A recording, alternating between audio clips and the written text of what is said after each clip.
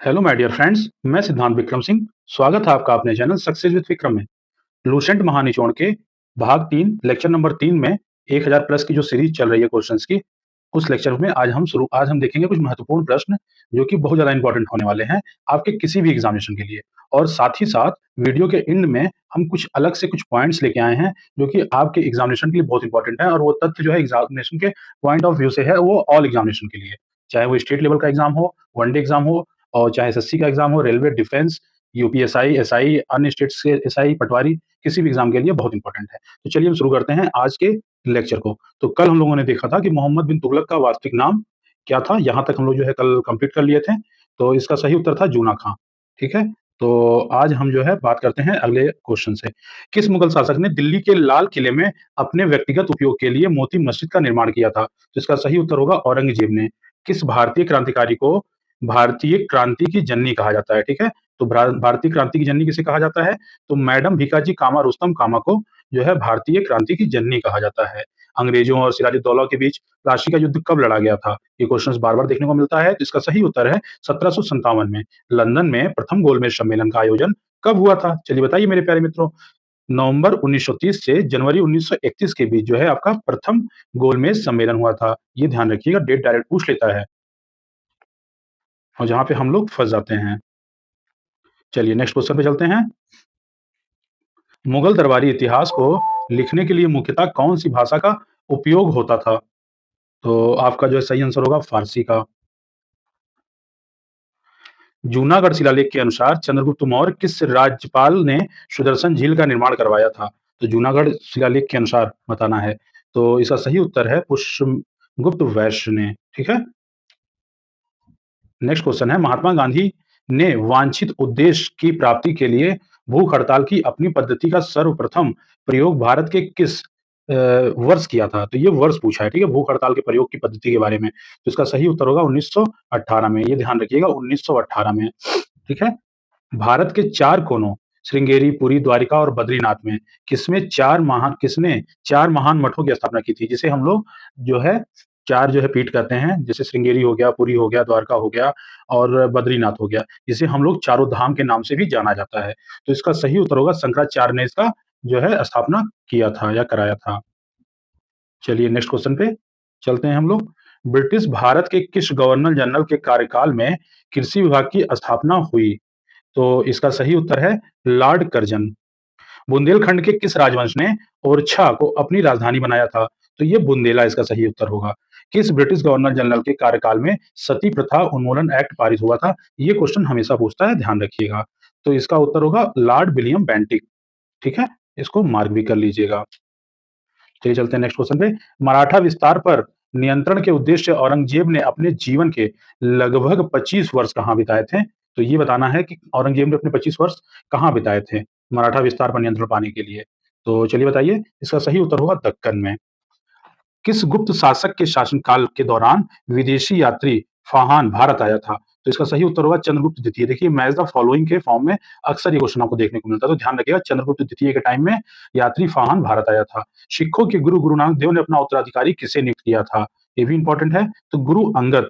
ठीक है, गुरु अंगद देव को जो है इन्होंने अपना उत्तराधिकारी नियुक्त किया था।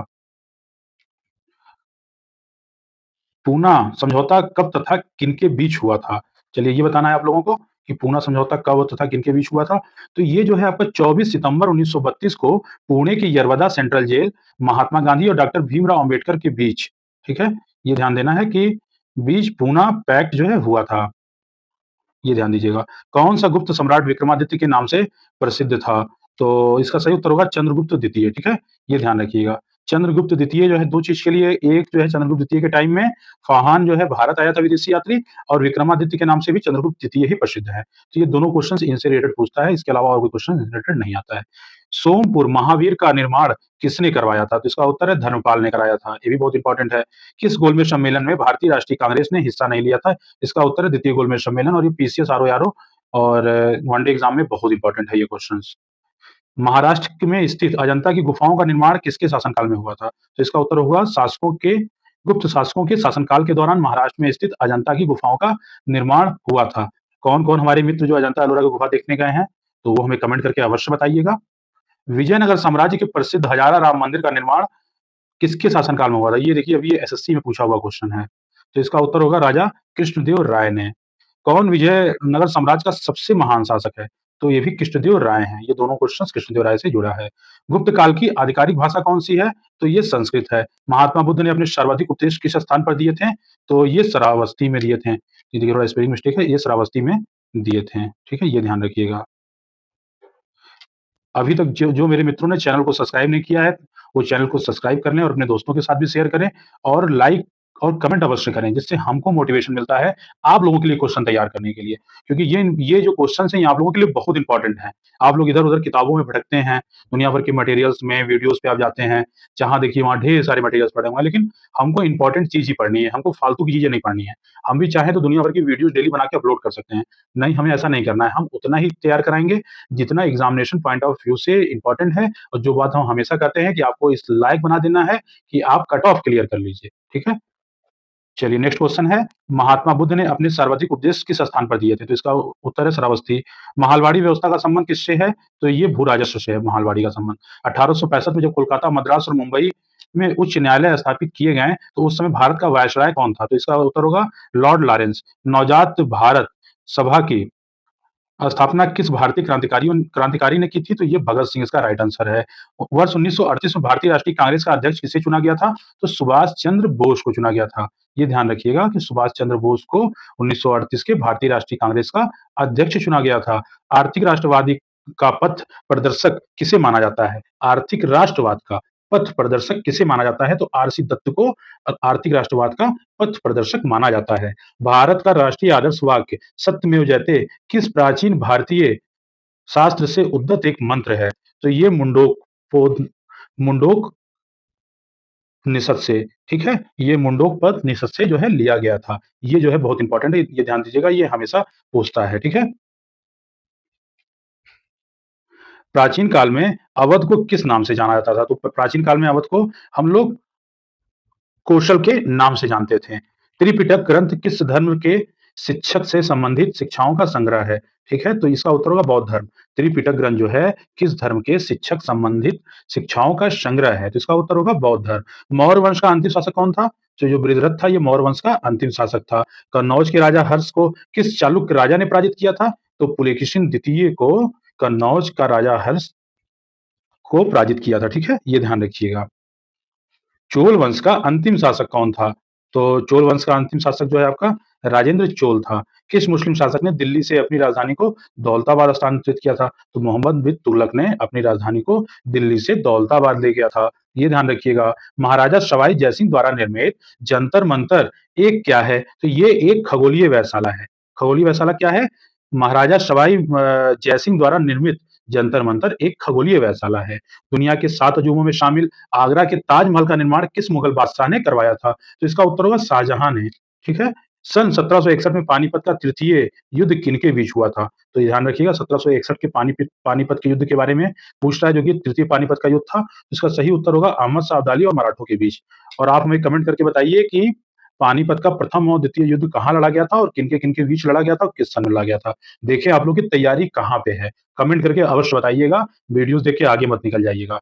सन 1857 के सैनिक विद्रोह के समय भारत का वायसराय कौन था? तो इसका उत्तर होगा लॉर्ड कैनिंग। सन 1336 ईस्वी में विजयनगर साम्राज्य की स्थापना किसने की थी? तो हरिहर व बुक्का ने विजयनगर साम्राज्य की स्थापना सन 1336 ईस्वी में की थी। 1905 में बंगाल विभाजन के समय भारत का वायसराय कौन था? तो उस समय जो है लॉर्ड कर्जन था। कब? 1905 में, जब भारत का विभाजन हुआ था, बंगाल जो है 2 भागों में बटा था, ठीक है? पश्चिमी और पूर्वी बंगाल में, ये ध्यान रखिएगा। ब्रिटिश भारत के किस गवर्नर जनरल ने भारत में डाक टिकट की शुरुआत की थी? तो इसका उत्तर होगा लॉर्ड डलहौजी। आप लोग क्वेश्चंस देख के जो पहला लेक्चर नहीं देखे हैं, जाके पहला लेक्चर देख लीजिएगा, दूसरा और ये तीसरा लेक्चर है। आप लोगों को क्वेश्चन देख के ऐसा लग रहा होगा कि जैसे बिल्कुल हूबहू इसी तरीके के प्रश्न तो बनते हैं, लेकिन हमसे होते क्यों नहीं है? क्योंकि हम लोग तो दुनिया भर की चीज़ों में अटके रहते हैं। एक क्वेश्चन लेंगे, उससे रिलेटेड हम लोग 20 तथ्य याद कर लेंगे। अरे भाई, वो 20 तथ्य पूछता कहाँ है? कभी किसी एग्ज़ाम में पूछा जाता है? नहीं पूछा जाता है। जो पूछा जाता है वो इम्पोर्टेंट है। जब बार-बार पूछा ये जा रहा है कि ब्रिटिश भारत के किस गवर्नर जनरल ने भारत में डाक टिकट शुरुआत की थी, तो लॉर्ड डलहौजी, तो हमको ये पढ़ना है, ना कि हमको लॉर्ड डलहौजी की ढेर सारी नीतियाँ पढ़ डालनी है। तो ढेर सारी नीतियाँ भी पढ़नी है, लेकिन कहाँ पढ़नी है? वो मेंस आंसर राइटिंग के लिए काम आती है, जो लोग पीसीएस और आईएएस का पेपर देते हैं, वो उनके लिए है। और हाँ, जो लोग मेरी संविधान की पिछली वीडियो, जो एक संविधान का रोड मैप है, वो नहीं देखे हैं, अवश्य देख लीजिए, जिससे आपको संविधान बिल्कुल ईज़ी लगने लगेगा। पॉलिटी का सेक्शन को उस वीडियो को देखने के बाद आप लोग बाय-बाय कर देंगे, कह देंगे इससे ईज़ी, इतना ईज़ी पॉलिटी था, जो हमें समझ में नहीं आता था। सारी अनुसूचियाँ उसमें बताई गई हैं, सारे भाग को बहुत अच्छे तरीके से बताया गया है, जो इम्पोर्टेंट अनुच्छेद हैं, उनको उसमें बताया गया है और संविधान की एक रूपरेखा क्या है, ठीक है? उसकी एक संकल्पना क्या है, उसके बारे में डिटेल में जानकारी दिए हैं। क्या चीज़ें कहाँ से ली गई, क्यों ज़रूरत पड़ी चीज़ों को लेने की, इसके बारे में भी हम डिटेल बात किए हैं। तो चलिए ठीक है, आगे बात करते हैं नेक्स्ट क्वेश्चन पे। किस शासक को भारतीय पुनर्जागरण का पिता कहा जाता है? तो इसका सही उत्तर होगा राजा राम मोहन राय को। किस मुस्लिम शासक ने भारत में मूल नियंत्रण प्रणाली की शुरुआत की थी? तो अलाउद्दीन खिलजी ने की थी। किस योजना के तहत भारत और पाकिस्तान का विभाजन हुआ था? तो लॉर्ड माउंटबेटन योजना, ठीक है? ये ध्यान रखिएगा, लॉर्ड माउंटबेटन योजना के तहत जो है आपका भारत और पाकिस्तान का विभाजन हुआ था। अब देखिए 50 महत्वपूर्ण प्रश्न जो इसमें विविध के हैं, उनको देखते हैं ध्यान से हम लोग, ठीक है? चलिए बताइए, सत्रिया नृत्य किस राज्य की एक प्रसिद्ध नृत्य शैली है? तो ये असम की है और ये तो हम बार-बार हर लेक्चर में ज़रूर इसको ऐड करते हैं क्योंकि ये बहुत इम्पोर्टेंट है। ये अभी हाल ही में आरओ-आरओ में देखने को मिला था, पीसीएस में, ये एपीएस में और आपके यूपीपी एग्ज़ाम में भी देखने को ये मिला था और अभी जो डिफेंस का एग्ज़ाम हुआ था उसमें भी देखने को मिला था। मानव द्वारा प्रयोग की गई पहली धातु क्या है? तांबा है। पंजाब में स्थित स्वर्ण मंदिर किस झील के किनारे स्थित है? ये अमृत सरोवर के किनारे स्थित है। देश का पहला लौह इस्पात कारखाना कहाँ खोला गया? ये सन 1857 में पश्चिम बंगाल की कुल्टी में जो है देश का पहला लौह इस्पात कारखाना खोला गया। किस भारतीय एथलीट को उड़न परी के नाम से जाना जाता है? चलिए बताइए उड़न परी किसको जाना जाता है? पीटी उषा को हम लोग उड़न परी के नाम से भी जानते हैं। देवधर ट्रॉफी का संबंध किस खेल से है? तो ये क्रिकेट से है और क्रिकेट से रिलेटेड क्वेश्चंस ज़्यादा पूछे जा रहे हैं इसलिए मार्क कर लीजिएगा। और आपको भी क्रिकेट से रिलेटेड कोई क्वेश्चन दिखाई दे तो उसको आप लोग नोट डाउन अवश्य कर लीजिएगा। ये हम बता दे रहे हैं, ये बहुत इंपॉर्टेंट है। किस शास्त्रीय भाषा को पूर्व की इतावली कहा जाता है? क्योंकि इस भाषा के सभी शब्द स्वर ध्वनि के साथ समाप्त होते हैं। तो इसका उत्तर होगा तेलुगु। भारत की कुल कितनी भाषाओं को शास्त्रीय भाषा का दर्जा प्राप्त है? तो इसका उत्तर होगा 6 भाषाओं को। चलिए हम नेक्स्ट क्वेश्चन पे चलते हैं।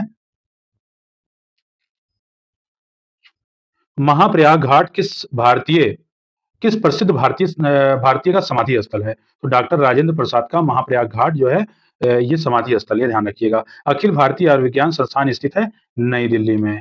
केंद्रीय औषधि अनुसंधान संस्थान किस भारतीय राज्य में स्थित है? तो ये लखनऊ उत्तर प्रदेश में केंद्रीय औषधि अनुसंधान संस्थान अवस्थित है, ये ध्यान रखिएगा।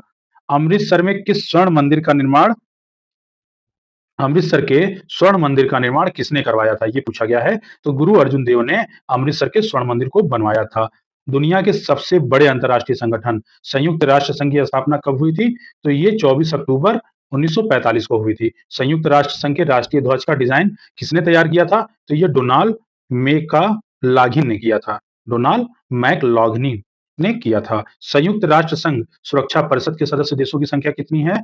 तो ये 5 है। ये ध्यान रखिएगा। डॉक्टर राजा राम मोहन राय लाइब्रेरी फाउंडेशन की स्थापना किस वर्ष हुई थी? तो इसका सही उत्तर है 1972 में हुई थी। आज के लिए इतना ही। अब हम बात करेंगे कुछ महत्वपूर्ण तथ्य के ऊपर, जैसा कि हम कहे थे कि आपको हर लेक्चर के लास्ट में ज़रूर हम रटवाएँगे और आप लोगों को क्लास में उसे रटना है, ये ध्यान रखिएगा। जीव विज्ञान की कुछ शाखाओं के बारे में, जो कि मैच द फॉलोइंग या क्वेश्चन के फॉर्म में आपको हर एग्जाम में, एवरी एग्जाम, किसी भी स्टेट का एग्जाम हो या फिर पीसीएस का एग्जाम हो या वनडे एग्जाम हो या डिफेंस जो है एसएससी, किसी भी एग्जाम में अवश्य, रेलवे वगैरह में सब में देखने को अवश्य मिलता है। तो इस तरीके के कुछ तथ्य हर लेक्चर के लास्ट में हम जरूर आपको रटवा के जाएंगे क्लास ही क्लास में। और जब तक आप इस को रट मत लीजिएगा तब तक वीडियो को बंद मत कीजिएगा और रट के ही जो है जाना है आज घर पे। चलिए ठीक है, बताते हैं एपीकल्चर। एपीकल्चर जो है किसको कहते हैं? तो मधुमक्खी पालन के अध्ययन को एपीकल्चर कहा जाता है। सेरीकल्चर किसे कहा जाता है? तो रेशम कीट पालन का अध्ययन को सेरीकल्चर कहा जाता है। पीसीकल्चर किसे कहते हैं? तो पीसीकल्चर मत्स्य पालन का अध्ययन को पीसीकल्चर कहते हैं। माइकोलॉजी किसे कहते हैं? कवकों के अध्ययन को माइकोलॉजी कहते हैं। ये इनका इंग्लिश स्पेलिंग भी देख लीजिएगा, कभी-कभी केवल इंग्लिश स्पेलिंग ही पूछ लेता है। फाइकोलॉजी किसे कहते हैं? ये ध्यान रखिएगा, ये शैवालों का अध्ययन है। और एंथोलॉजी किसे कहा जाता है? ये पुष्पों का अध्ययन है। पोमोलॉजी किसे कहते हैं? ये फलों का अध्ययन है। और ऑर्निथोलॉजी किसे कहते हैं? ये पक्षियों का अध्ययन है। और इक्योलॉजी किसे कहते हैं? इसे मछलियों का अध्ययन कहते हैं। और एंटोमोलॉजी किसे कहते हैं? ये कीटों का अध्ययन है। एक बार फिर से देखते हैं, एपीकल्चर मधुमक्खी पालन के लिए, सेरीकल्चर रेशम कीट पालन के लिए, पिसिकल्चर मत्स्य पालन के लिए, माइकोलॉजी कवकों के अध्ययन के लिए, फाइकोलॉजी शैवालों के अध्ययन के लिए, एंथोलॉजी पुष्पों के अध्ययन के लिए, पोमोलॉजी फलों के अध्ययन के लिए, आर्थ्रोलॉजी पक्षियों के अध्ययन के लिए, इक्थोलॉजी मछलियों के अध्ययन के लिए और एंटोमोफोलॉजी कीटों के अध्ययन के लिए कहा जाता है। और इसके बाद अभी 5-6 और बचे हैं, इसको देख लेते हैं।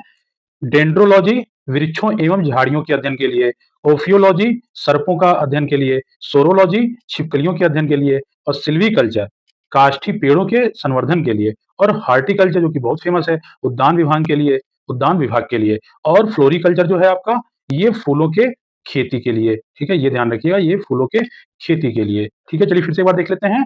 डेंड्रोलॉजी वृक्षों एवं झाड़ियों का अध्ययन, ओफियोलॉजी सर्पों के अध्ययन के लिए, सोरोलॉजी छिपकलियों के अध्ययन के लिए, सिल्वीकल्चर काष्ठी पेड़ों के संवर्धन के लिए और हॉर्टिकल्चर उद्यान विभाग के लिए और फ्लोरिकल्चर फूलों के खेती के लिए।